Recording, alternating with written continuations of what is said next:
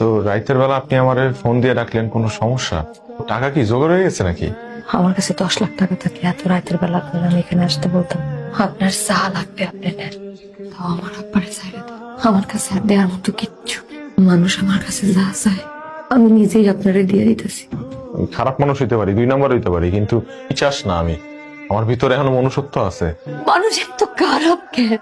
আমার বাপের পাওনা টাকা উদ্ধার করার লেগে আমি যার কাছেই যাই সেই আমার চাই। আমি সারাদিন হাতে চলে নিয়ে থাকি, কিছু পিশাচের লালসার শিকার না হয়ে যায়। একটু দেনা পাওনা বাকি, সারাক্ষণ ভয়ের মধ্যে থাকি মানুষ আমার করুণা করে, কিন্তু করুণার পিছে লালসা থাকে। এই পৃথিবীতে বাইচা থাকার লেগা এই পৃথিবীর মানুষের মতো করে চলতে হয়। একটা সময় সব করছি, তারপর একটা সময় বুঝলাম যে জীবনটা আসলে অনেক সুন্দর।